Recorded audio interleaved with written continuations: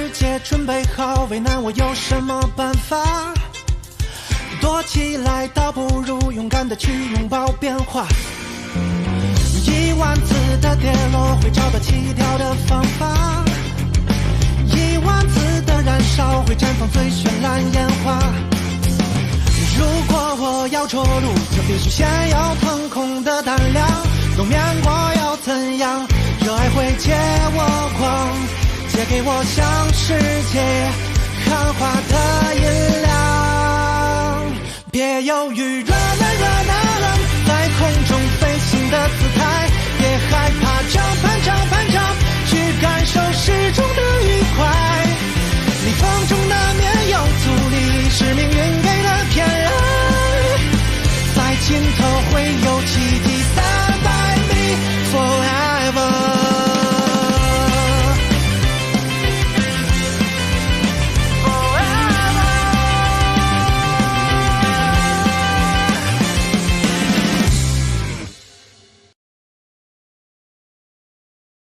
来，快请进。小芝啊，你带你朋友来客厅坐啊。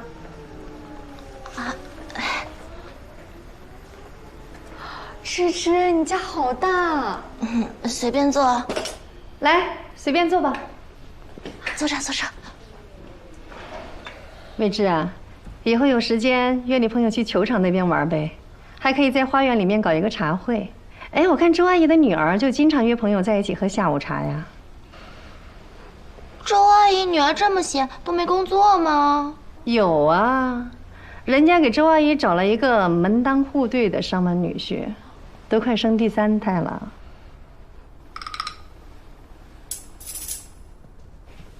阿姨，我能坐您旁边吗？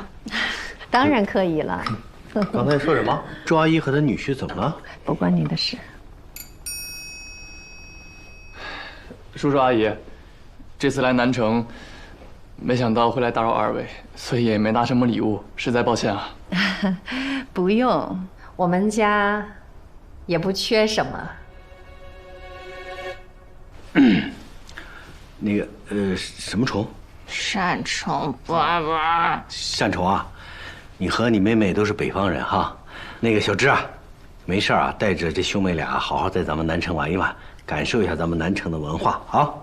小芝整天在她的公寓里面画画，大门不出二门不迈的，她哪里知道南城哪里好玩呢？谁说的？我都查好攻略了，我会带他们去的。我是看你这么大人了，待人接物一点礼数都没有，想帮帮你。谢谢妈妈。阿姨没事的，啊，那个小芝不知道的地方我知道，而且我们年轻人自己玩自在一些。哎，谢谢。放心吧，阿姨，我跟小芝一定能带他们玩得特别好的。这不就辛苦我们一鸣了吗？不辛苦，不辛苦。是啊，阿姨，芝芝又能干又独立，我们肯定能安排好的，您就不用操心了。好啊，你们要是自己能玩得高兴，阿姨就开心了。我煲了点汤，准备了几个小菜，大家别客气啊，走，吃饭。小周，吃饭。走，阿姨。哎呀，好久没喝到这汤了。我呢，不是说好了让我学一学吗？有的是机会，你要常来啊。花椒，哈，今天可真是赚到了。对，我找人弄了点老椒，今天发了，让小朋友们尝一尝啊。你们刚刚从冰天雪地的地方过来，喝点这个花椒螺片猪骨汤，好好补一补。特别是你们2个女孩子，多喝一点养颜美肤的。我刚才已经喝水喝饱了。哎呀，这个花椒汤可亮了，特别好喝。山虫珊珊，你俩多喝一点啊，我就先开动了。趁热喝，冷了味道就不好了。多喝点。谢谢阿姨，还有一直的事情，谢谢你二哥，谢谢芝芝啦。别客气嘛，交给我，我是专业的，放心啊。是啊，一鸣他医院的骨科可是数1数2的，这一点你就放心好了。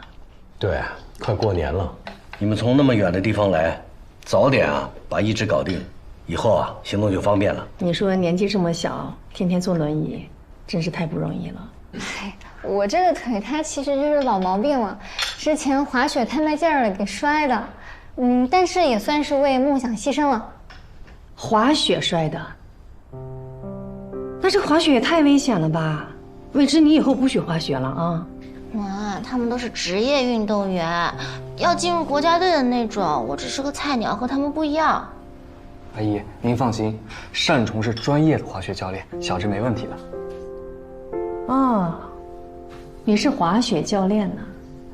嗯，我跟未知就是滑雪的时候认识的，我是他教练。哦，单崇其实特别谦虚，他都没跟您说他技术有多好。他上次遇到雪崩，他都雪崩？啊，你们还遇到雪崩了？遇上一个小小的雪崩，不过好在我们没有在现场。哎呀，吓死爸爸了！哎，对，上次呢，其实我想说，雪崩的新闻。那摔跤总会有的吧？天天在雪上，不会永远不摔跤吧？是不是啊，教练？是。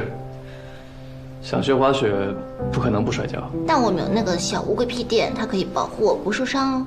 乌龟屁垫，这么危险的运动，还要靠它过日子，真挺不容易的。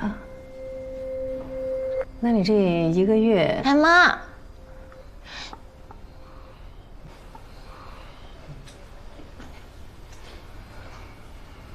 主要看学生多少吧。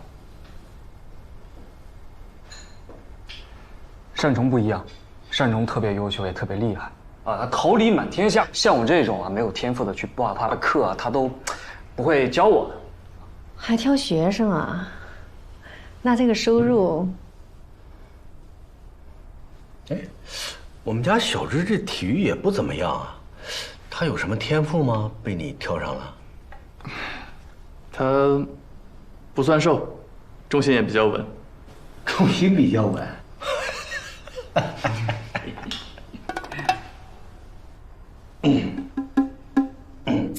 小姑娘嘛，不用太瘦，只要干干净净的、大大方方的就行了。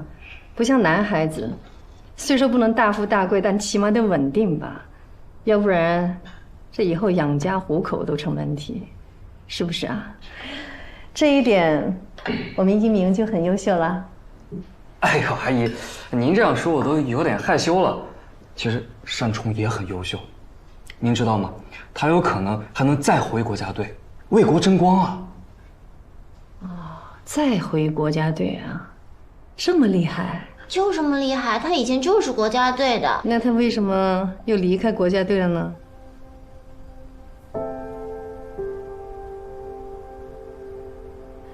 哎呀，这说到底啊，这运动员还是吃青春饭的，不像做医生，一旦进入体系，那都是一步一步向上走，越老越香，是不是啊，一鸣？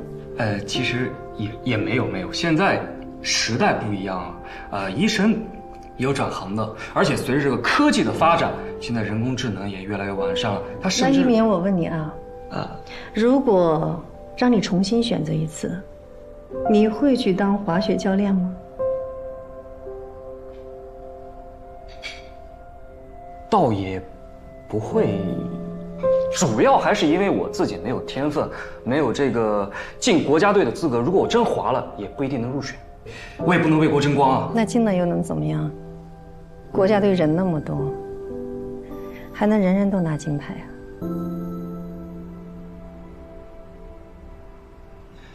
单崇可以，我相信，只要单崇重回国家队，一定可以拿金牌的。我也相信他，我看过单崇滑雪，他也一定能拿金牌的。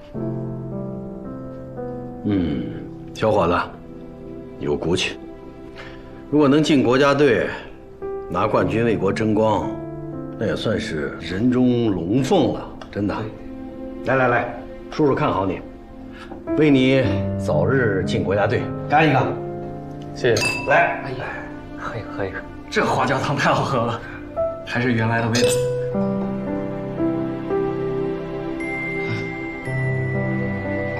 小芝，你不是最爱喝这个吗？多喝点。这位。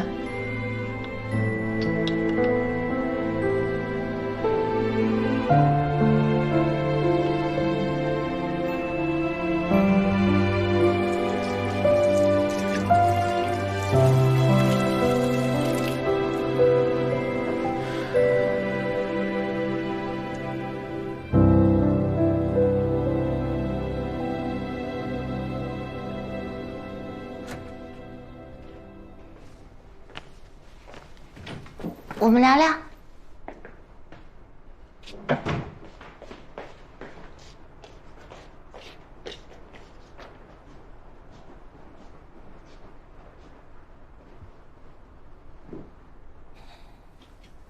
我要代表我妈对你的态度说声对不起。没事啊，我就是珊珊的哥哥，你的滑雪教练。哎呀，我也对不起。我承认，我的确没有做好正式把你介绍给他们的准备。怕我承受不住啊？当然不是。实话告诉你吧，我和我爸妈也不常在一起。小的时候，他们都是在外面拼搏事业，3天2头的都不回家。我等于算得上是我家阿姨把我带大的。高3那年的时候，他们突然回来了，但是我呢也没有像电视剧里演的那种叛逆小孩一样，非要跟他们对着干，反而想跟他们建立起一种久违的亲情。为了讨好他们，以至于后面我想报考的美院都放弃了。但你现在不是已经在……没错，那是因为后面我进入大学之后，每天面对着我非常讨厌的东西，有一天我忽然幡然醒悟了，我觉得我的人生就是要为了我自己而活。我的选择，我的决定呢，也要听我自己的，哪怕他们不同意，他们反对我，我也会努力的证明给他们看的。没想到你从小就很有自己的想法。好了，不说我了，说说你吧。刚才在饭桌上，我跟你说的那些什么金牌呀，得不得奖牌的，那都是为了堵住我妈的嘴，你可千万不要有压力啊。我妈这个人呢，她就是嘴硬心软，她说的话你不要往心里去。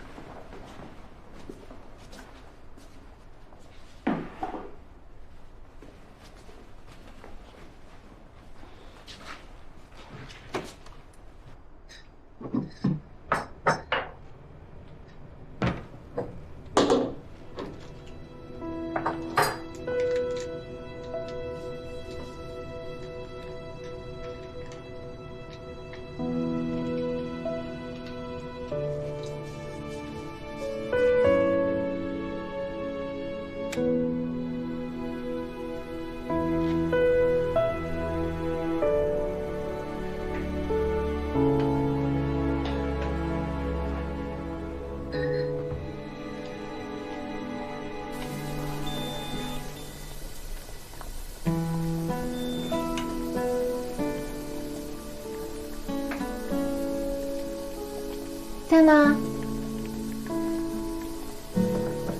在吗，我亲爱的哥？干嘛？突然这么恶心？我倒是要看你神游到什么时候才能理我。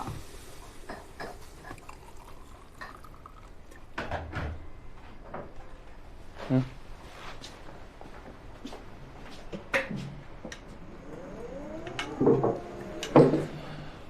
小心烫啊！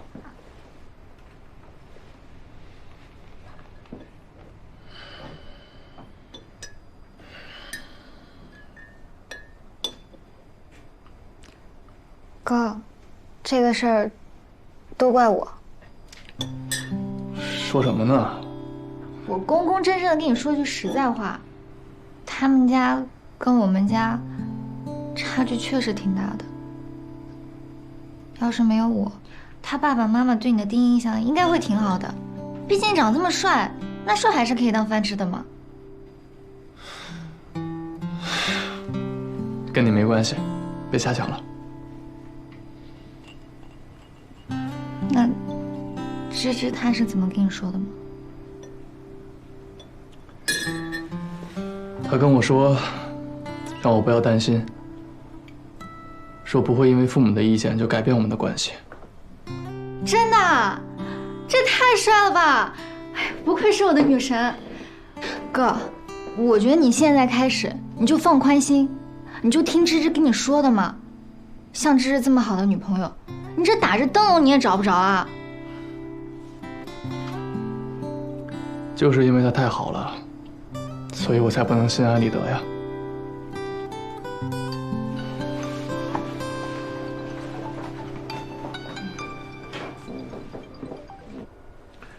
喂，单教练你好，我是未知的父亲，不知道你明天方不方便，能约你单独聊聊吗？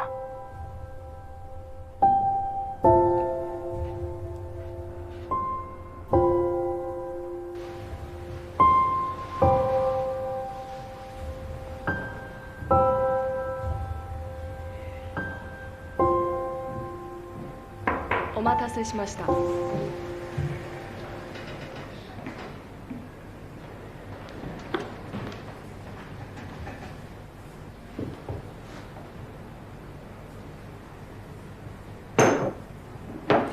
谢谢。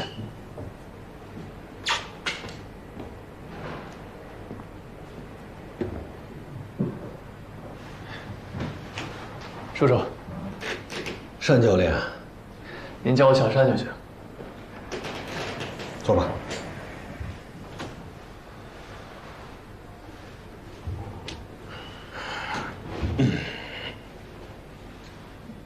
小单啊，今天本来小芝的妈妈呀，也想跟我一起来的，但我想啊，我们两个大男人之间说话比较简单，我就开门见山了，你别介意啊。哎，您说。你跟我说实话啊，你跟我们家小芝是不是男女朋友关系？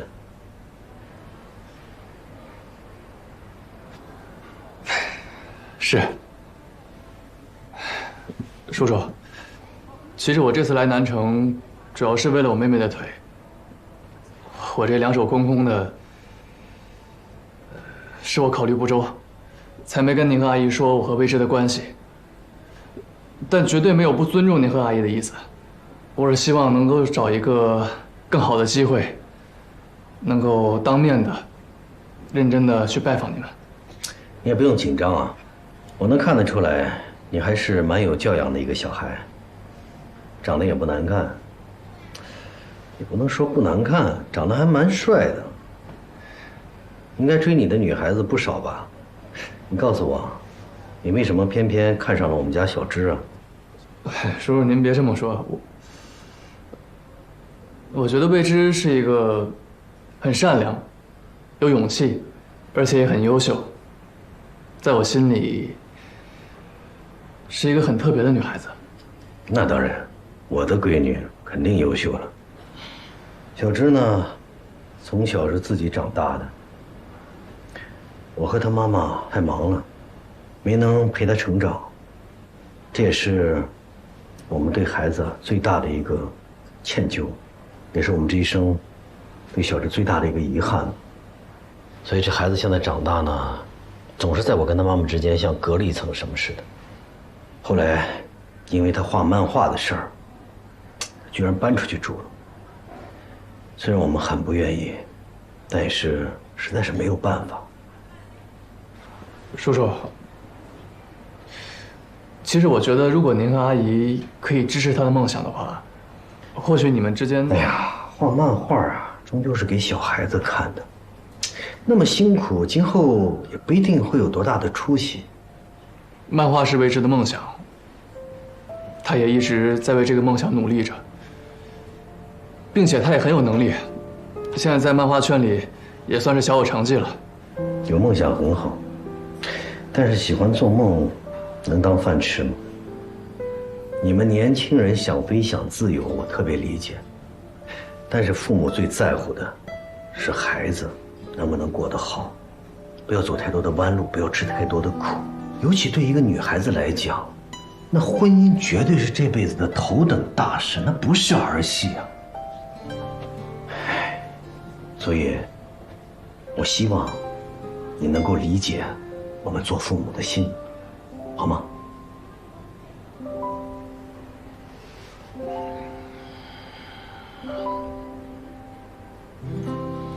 你一直是在西城是吗？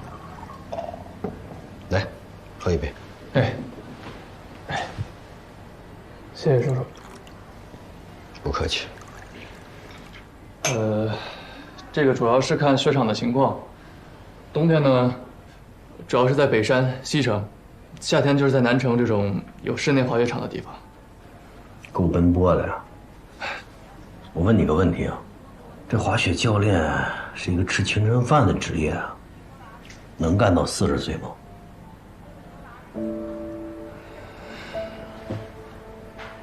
你还有一个妹妹，治疗她的腿也得花不少钱吧？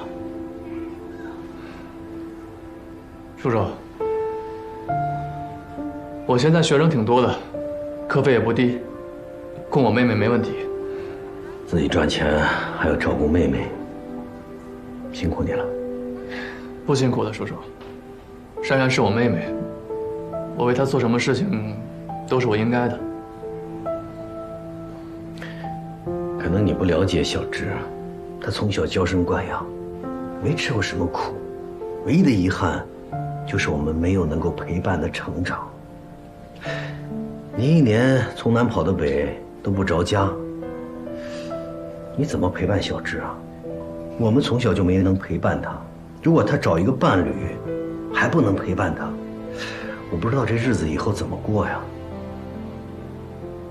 您说这方面，我确实还没想那么远，但我相信小芝也会有她自己的想法，这些我们都可以商量。所以你们年轻人啊，热情上头就什么都不考虑了，是吗？叔叔，我在今天来之前，并不了解未知的家庭背景，但是我既然决定了跟他在一起，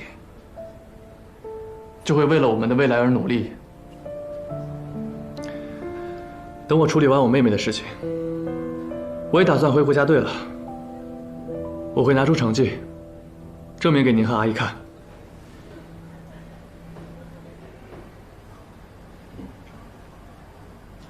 我了解过你，知道你为国争光，成绩优异，但那都是过去了。你还想回去？你还能出成绩吗？嗯？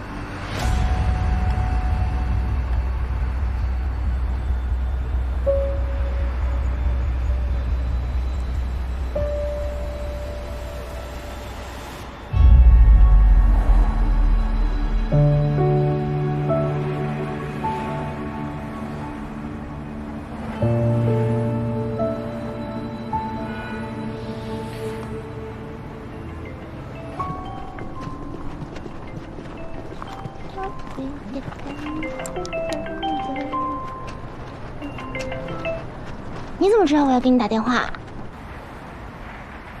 你在哪儿啊？我刚忙完，想请你吃点好吃的。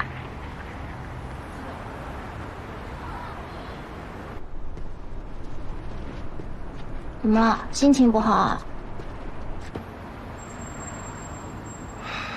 没。你把位置发给我吧，我过去找你。好，待会儿见。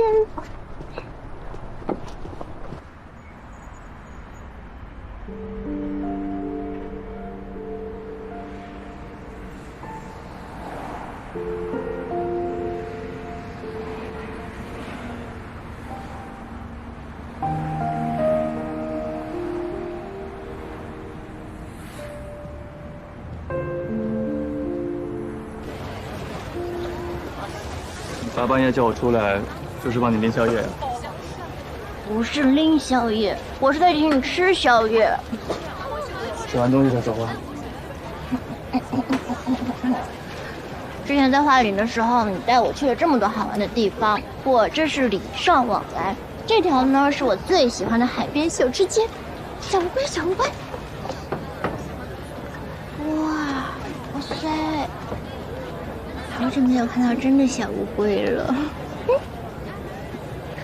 你看，太可爱啦！但是我觉得没有我的小乌龟可爱。放回原位啦，每一张长得一样啊。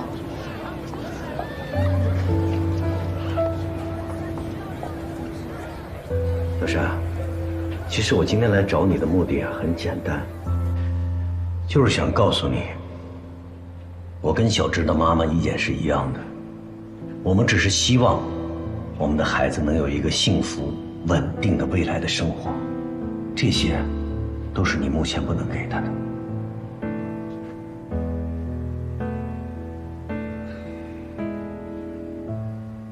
叔叔，你刚才说的这些我都明白，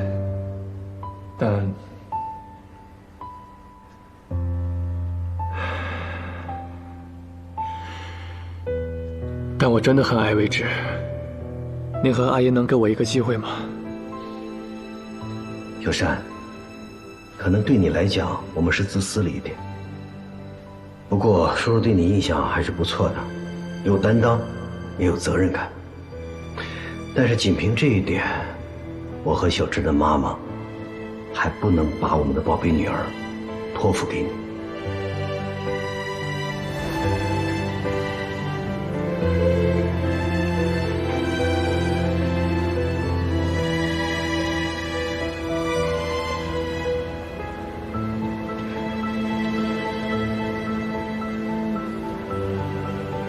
开心吗？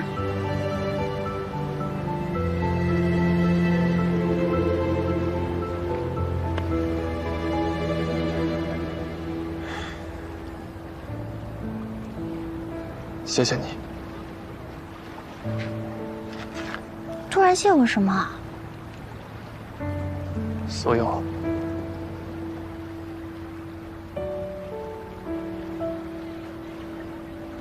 你是不是因为担心珊珊的事，还是着急想回国家队？不要压力这么大了，你这样我会心疼的。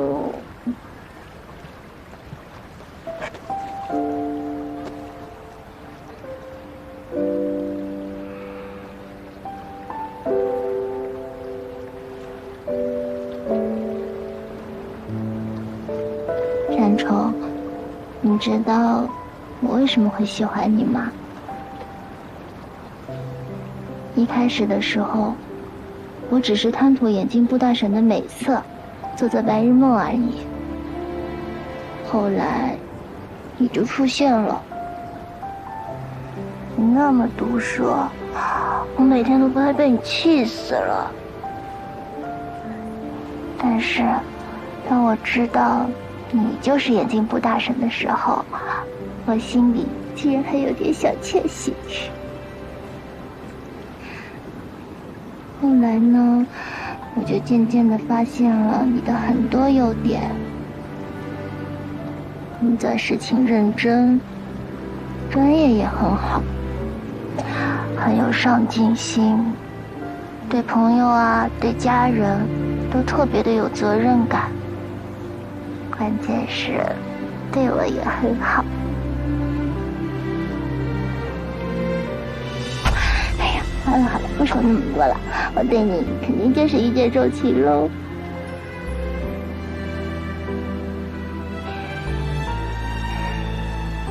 我们在南城相遇，又一起去了北山，又一起去了西城，最后又回到了南城。你说，这是不是一种特别的缘分？有时候我也在想，如果我的人生是一本漫画的话，那我故事里的男主也一定会是你。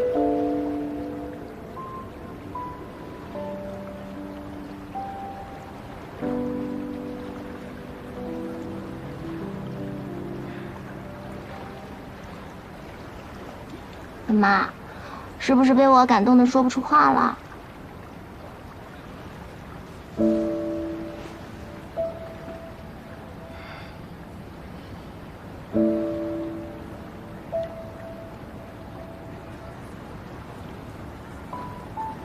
对不起。什么对不起啊？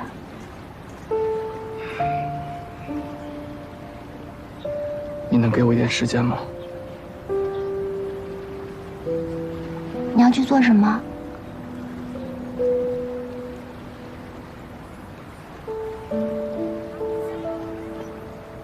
慧芝，现在的我可能没有办法向你父亲证明我能给你幸福。什么意思？为什么要向他证明？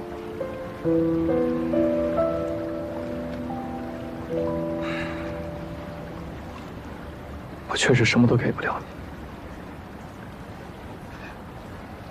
我没想要什么，但我不能不想。我不能就这么心安理得地享受你的爱情，我不能让你一个人独自承受你父母的担忧和质疑，不管不顾我们的未来和我们可能会遇到的风险。风险？能有什么风险？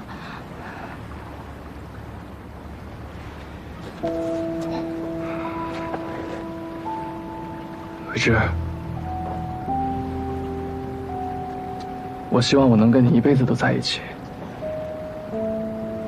我希望我们能昂首挺胸的牵着手走下去，不畏惧任何人的质疑。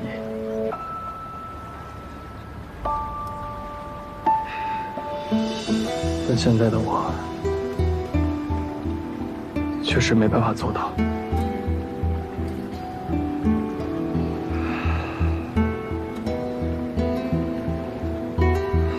或许在你眼里，我在雪场上无所不能，但生活不是雪场，南城从不下雪。我必须有我的担当，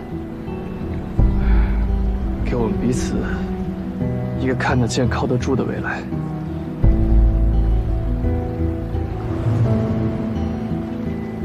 所以，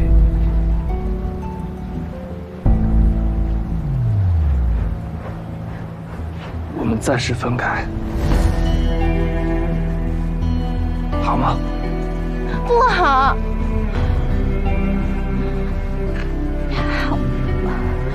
我知道，我妈对你的态度可能是有些不尊重，但我会跟她说清楚的，我会去跟她解释的，我会让她也相信我们之间的感情。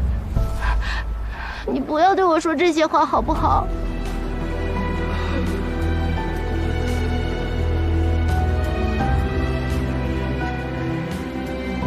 我会用我最大的努力和最短的时间，证明我能给你幸福。所以，你就因为这些事情，就能这么轻易的和我说分开？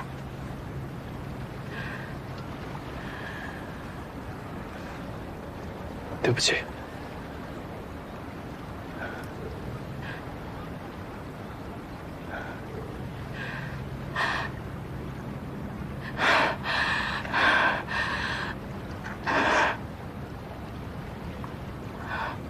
好，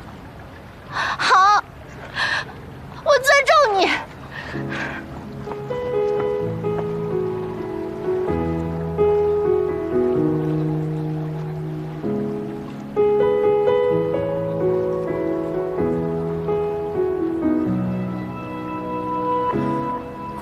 在深夜落雪之后藏了很久，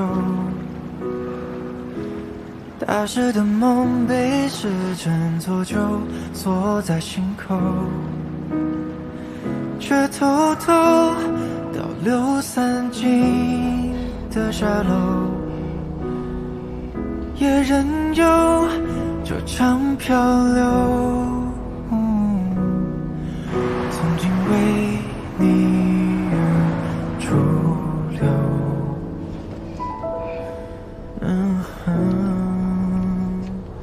就让雪之淋湿我，猜不得暖你身侧，交换皱褶，为你缝合此刻，就让雪替我静默，陪你翻涌的坠落。师傅，麻烦掉头一下。我们已经上高架了，掉头需要40多分钟。小姐，需要掉头吗？不用。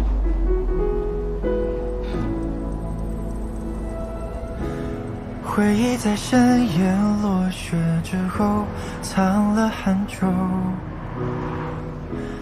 冬眠的梦它璀璨如秋，暖在胸口。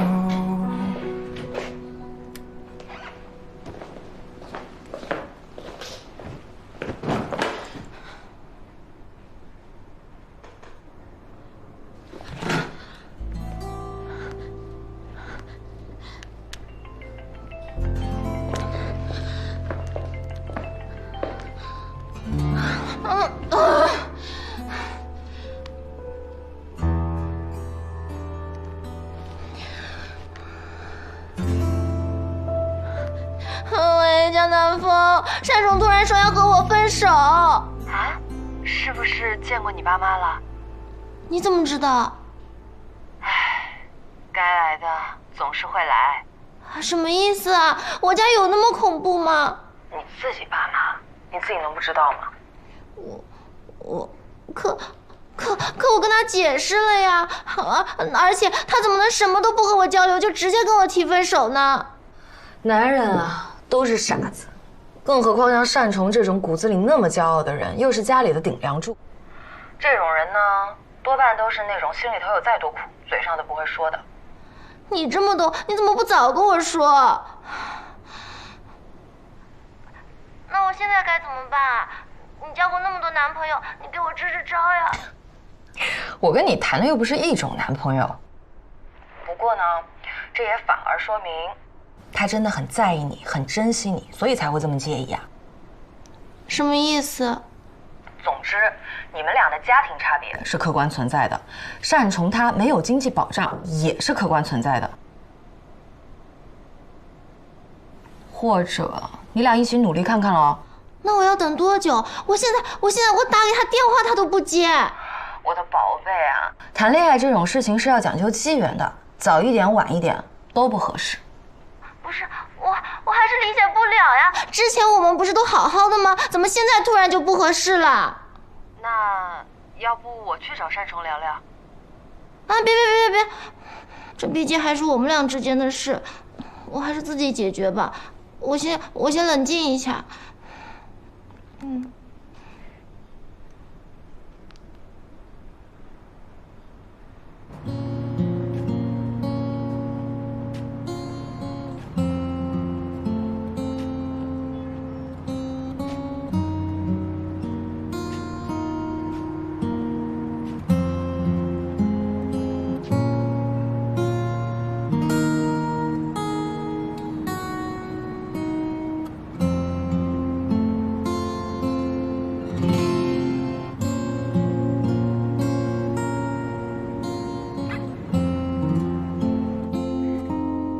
现在心里的想法，你们还会复合吗？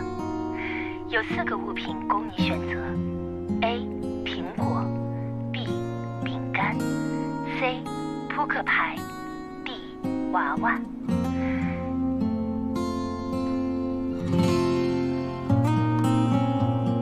对方现在很矛盾，他觉得你们不是一个世界的人，觉得你们的家庭环境或者性格都很不合适，但是对方心里对你还有感情，也不知道该不该继续往下走。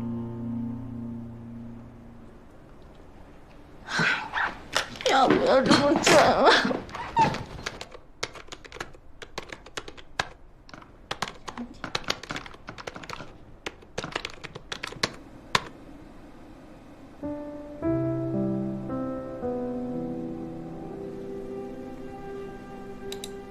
门当户对，这是前人留下的生活经验和智慧。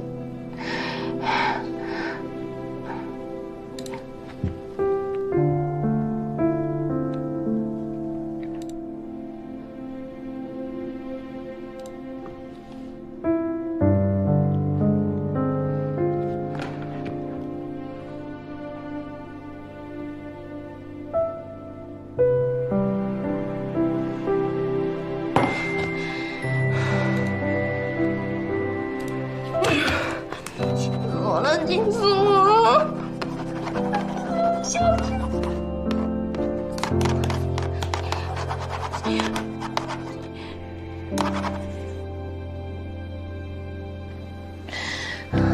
好啊，分就分呢，有什么了不起的？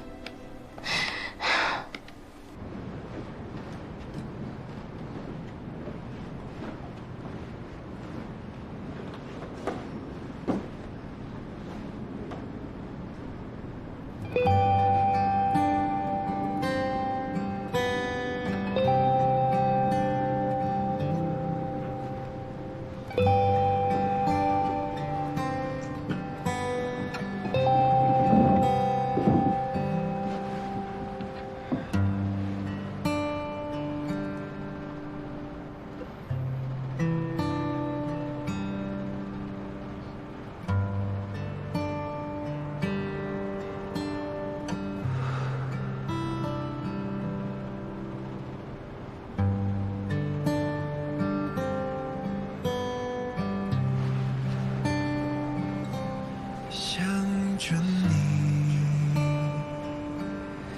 你的以后，想到你，有些话题，看着你，一步一步，深呼吸。再次来临，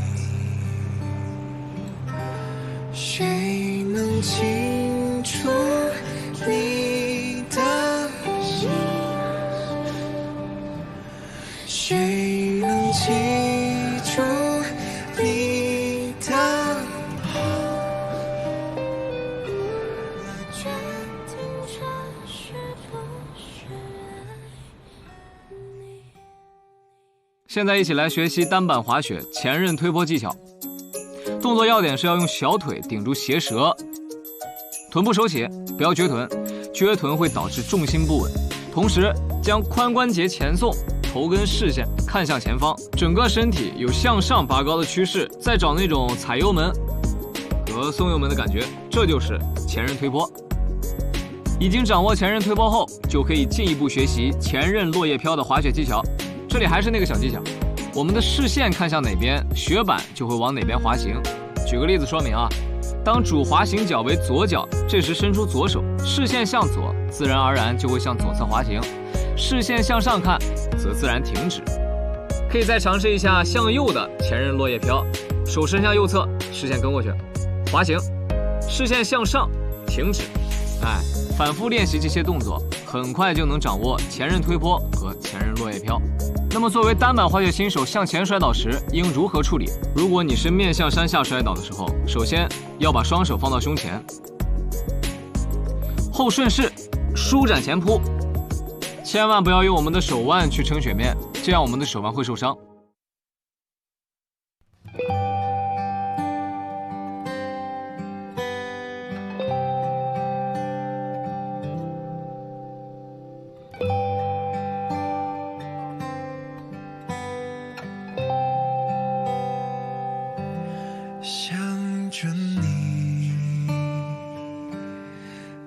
的以后，